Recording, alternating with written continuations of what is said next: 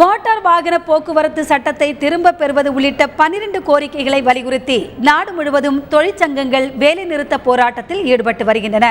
இதன் ஒரு பகுதியாக கோவையில் பேருந்துகள், ஆட்டோக்கள் வழக்கம் போல இயங்கிய நிலையில் கேரளா செல்லும் பேருந்துகள் இயங்கவில்லை என்று கூறப்படுகிறது. இதுகுறித்த கூடுதல் தகவல்களோடு காத்திருக்கிறார் கோவை செய்தியாளர் நேஸ்ராஜ். அவரிடம் கேட்கலாம்.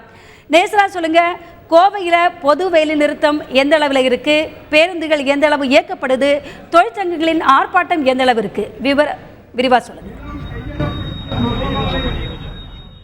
மத்திய அரசின் மக்கள் விரோத போக்கை கண்டித்து 10க்கும் மேற்பட்ட மத்திய தொழிற்சங்கங்கள் வேலை நிறுத்தத்தில் ஈடுபட்டு வருகின்றன. தற்பொழுது கோவையில் செஞ்சிலுவை சங்கம் முன்பு அனைத்து தொழிற்சங்கங்களும் ஆர்ப்பாட்டத்தில் ஈடுபட்டு வருகின்றன. குறிப்பாக இந்த தொழிற்சங்கங்கள் கூறும் பொழுது தொழிலாளர் நலச்சட்டத்தை உடனடியாக அமுல்படுத்த வேண்டும், குறைந்த ஊதியமாக 15,000 ரூபாய் வழங்க வேண்டும், அதே போல புதுப்பித்த ஓய்வூதிய திட்டத்தை ரத்து செய்ய வேண்டும் உள்ளிட்ட 12 கோரிக்கைகளை வலியுறுத்தி இந்த ஆர்ப்பாட்டம் நடைபெறுகிறது. குறிப்பாக கோவையை பொறுத்தவரை அரசு பேருந்துகள் மற்றும் தனியார் பேருந்துகள் வழக்கம் போல் இயங்குகின்றன. ஒரு சில ஆட்டோக்கள் ஓடவில்லை. தற்பொழுது நாம் செஞ்சிலுவை சங்கம் முன்பு நின்று கொண்டிருக்கிறோம். இந்த தொழிற்சங்கங்கள் தற்பொழுது ஆர்ப்பாட்டம் நடத்தி வருகின்றன. இந்த ஆர்ப்பாட்டத்தில் கிட்டத்தட்ட 1500க்கும் மேற்பட்டோர் கலந்து கொண்டனர். தற்பொழுது நம்மிடையே செல்வராஜ் இருக்கார், அவர்கிட்ட கேட்போம். சார், உங்களுடைய முக்கியமான டிமாண்ட்ஸ், கோரிக்கைகள் என்ன?